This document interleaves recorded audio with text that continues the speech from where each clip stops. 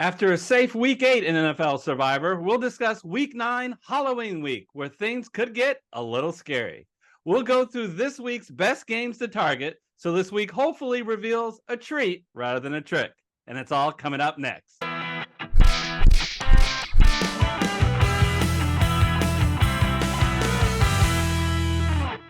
Hello, everyone. I'm Eric Lay. And I'm Michael Wiley, and we're the Fantasy Football Consultants. Eric, another week is down, but we've only lost one this week, and it was to the game that I think a lot of people would have picked had they had this option available. The Kansas City Chiefs looking pretty bad in Denver. Mahomes had the flu. Sorry, but that's the one person we're down, and we're down to 35. Well, we are now previewing week 9. There's only 18 in the NFL weeks in the NFL. So we are officially halfway through. And just like an NFL team, we're going to go into halftime and we want to hear from our coaches, aka our audience. Please let us know what in the comment section, what do you like about this year's version of the Survivor Show? What changes would you like to see us make, if any, to the second half? We really appreciate hearing your feedback, because if we hear a consistent theme, we will make adjustments to the show. All right, Michael, let's get to talking about the key games for this week. There's really 4 that scream out as games to at least consider, and they are Cleveland, 8-point favorites over Arizona, and New Orleans, 7.5-point favorites over Chicago. Those are by far the mega chalk games, and they're about the same spread. In fact, Cleveland is 7.5 in many places as well. Then we have Baltimore, 5.5-point favorites at home against Seattle, and then Atlanta, 4.5-point favorites over Minnesota. So before we go to those games, Michael, is there any other games that you want to talk about this week? Well, you and I were talking a little bit before the show about this Raider Giants game. If Daniel Jones is not playing, Tyrod Taylor's out. We're down to a third string quarterback there. If Jones doesn't play, but if you watch the Monday night game, and I unfortunately did, you kind of wonder if the Raiders have an offense at all, and so it's a little bit scary to pick them, even though their defense has showed up a little bit this season. So that's the only other game that I think comes to mind. How about you?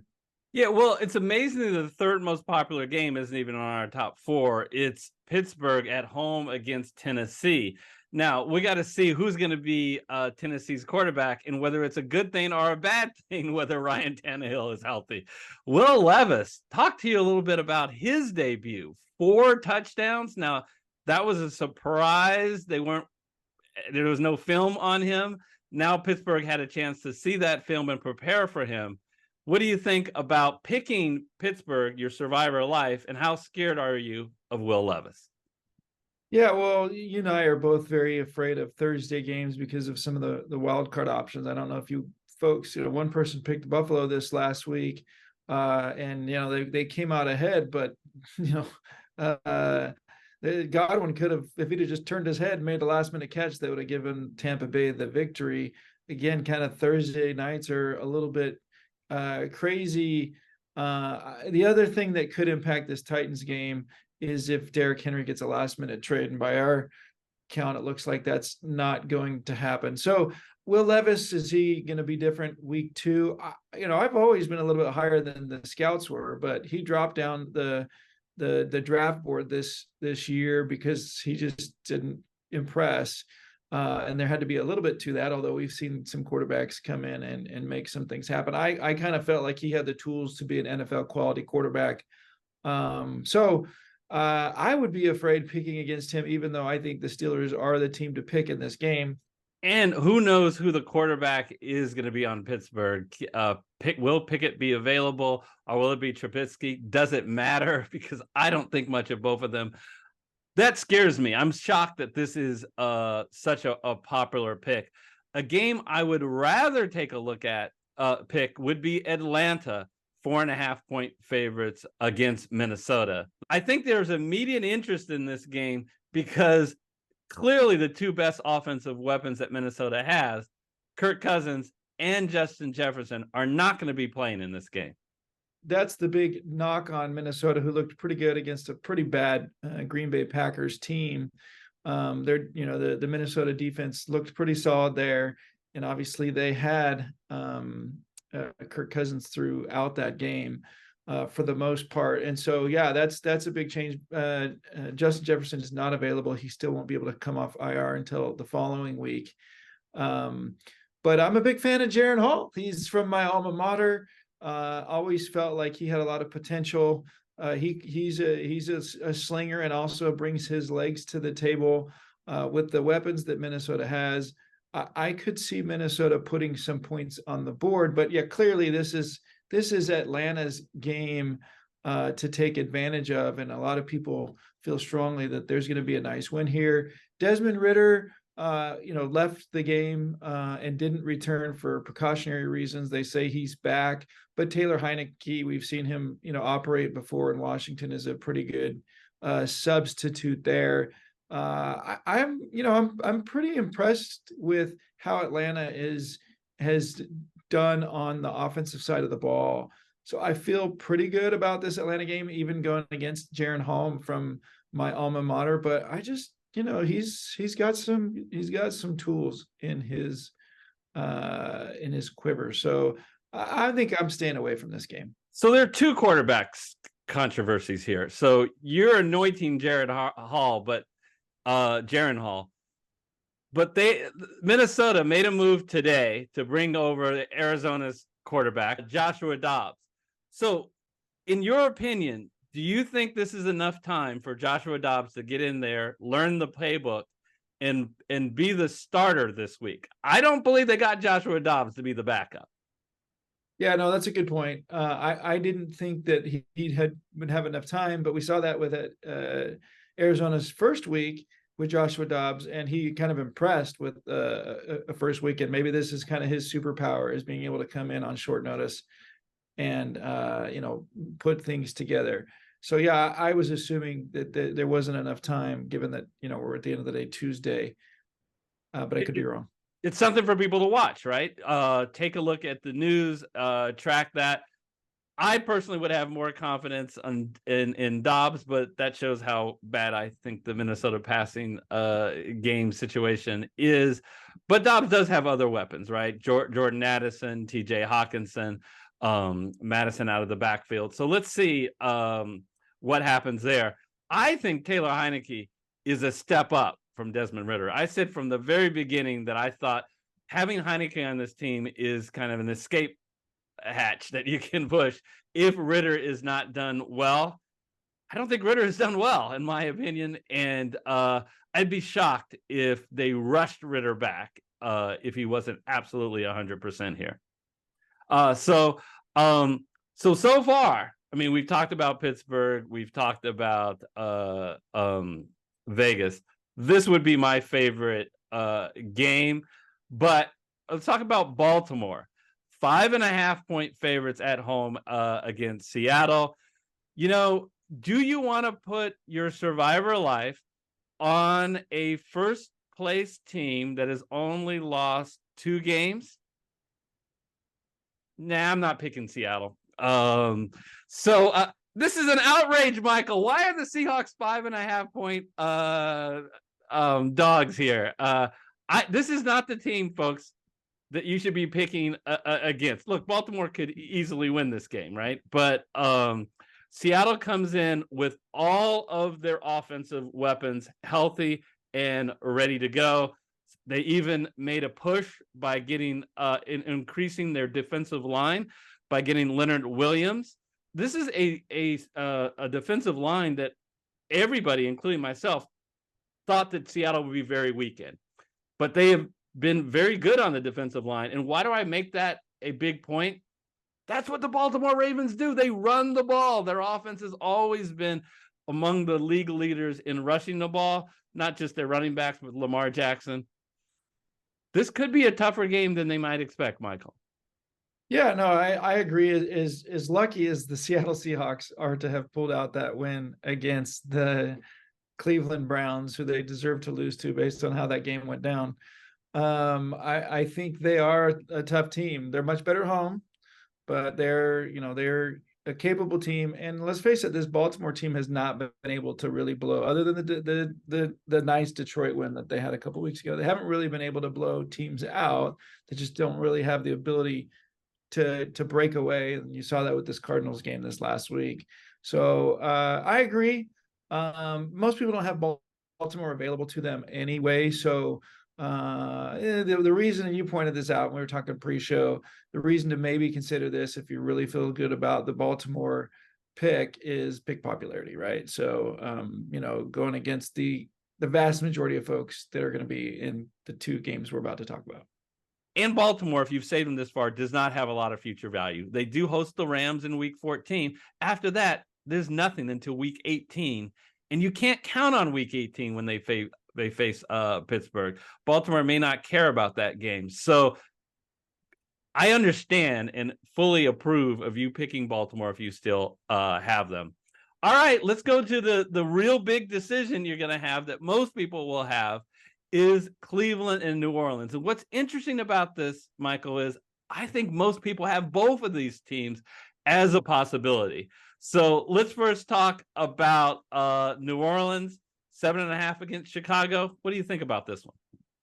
Well, the New Orleans Saints are finally clicking. I think Derek Carr has found his groove, and their defense, they figured out, they realize, should be a cornerstone of their strength. And so they look pretty good. They figured out how to go back to my alma mater again. A lot of theme here for BYU. Taysom Hill is a huge part of the New Orleans offense. Why they weren't using him like they did this last week is a big head scratcher to me. And I think that this Chicago Bears backup quarterback, as much as we all love a good story, has kind of been, figured out that he doesn't, that he can be rattled and he's not going to make plays for you. And so, put it on his shoulders, in New Orleans at home really should be able to take care of business against this. This Bears team has shown a tiny bit of Jekyll and Hyde, but for the most part has been whatever part of that you think is the worst part, the Hyde part, I guess. Yeah. I want to watch the news with Justin Fields, though. He's not officially out, I don't believe, for this game. Let's see if he plays. The thing about New Orleans is they do have some future value, like Cleveland has some future value. They host Carolina and the New York Giants back-to-back on week 14 and 15. Both games, I think, are pretty good. Let's talk a little bit about the last pick. Cleveland at home, 8-point favorites against Arizona. In the end, Michael, this is my pick for the week. I would pick this game, even if I had New Orleans, if I had all the teams available, I would go with Cleveland, and here's why. This NFL has been very unpredictable, but the one thing that has been predictable is Arizona is a bad team. That Dallas week aside, just picking against Arizona is a good idea, and Cleveland is a pretty good team. Now, I was commented earlier about the fact that Joshua Dobbs, their head coach, said, we are going to go with Joshua Dobbs this next week. And then he said, I looked at the film and he's benched. Now we know he was basically finalizing a trade to send him to Minnesota. But here's the bottom line. It's going to go to Kyler Murray or Clayton Tune. I am almost certain it's going to be Clayton Tune because I don't think the Cardinals have any incentive to rush Murray back until he is absolutely 100%. So I might change my opinion if I am wrong and it turns out that Murray starts. I'll talk about that in a minute. But Michael, this is a rookie 5th round pick. If Arizona is starting Clayton Tune, that means this game's going to start on a bad note. So, no, I spent all week practicing that. But again, James Conner is also still out. I just think that Cleveland, which is one thing has been, and I know that we don't know who their quarterback is going to be. The one thing that has been solid this year has been their defense. And I don't see this Arizona team without their quarterback or running back being able to put up points. Yeah, no, I mean, we should comment. Budda Baker is back, and he did have an impact in the game, this last game.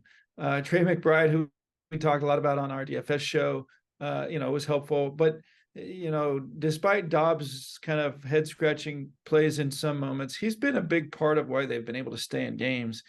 And they kind of need his legs. I know obviously Kyler Murray brings legs with him, but that's not what you want to do when you're bringing somebody back from injury.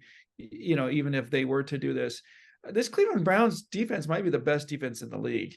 I'm sure you watched the game pretty closely with how they fared against the Seahawks. They gave the Seahawks fits. And the Seahawks had some nice little plays to break through it. Their own defense showed up in key moments. I think the Browns are playing for a championship. They know that means it starts with their defense. They're not going to blow any really teams out because of that. But I think that they're going to have a nice approach at home against this Arizona team that is really not necessarily, doing everything that it takes to win.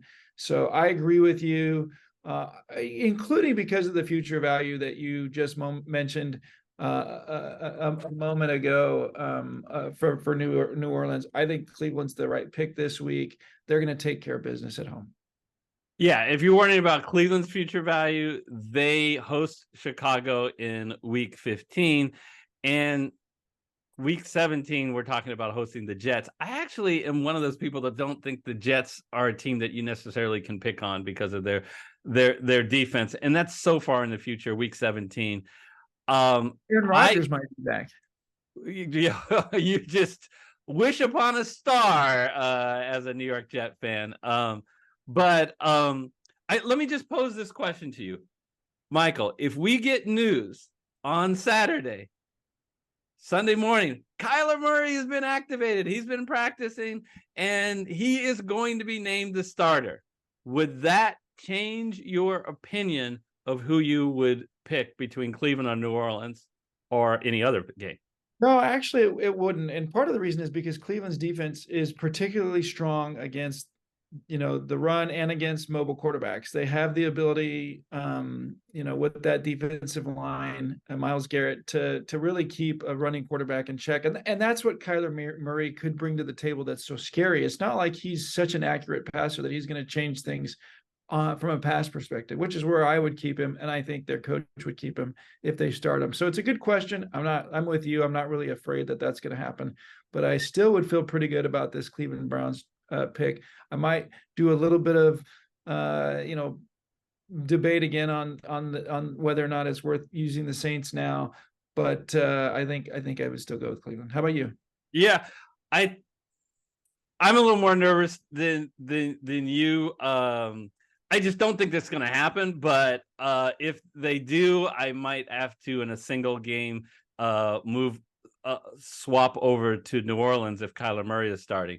But if toward the end of the year, if you're picking 2 games a week, I got to say that Atlanta game is pretty enticing because Atlanta has far less future value than either Cleveland or New Orleans.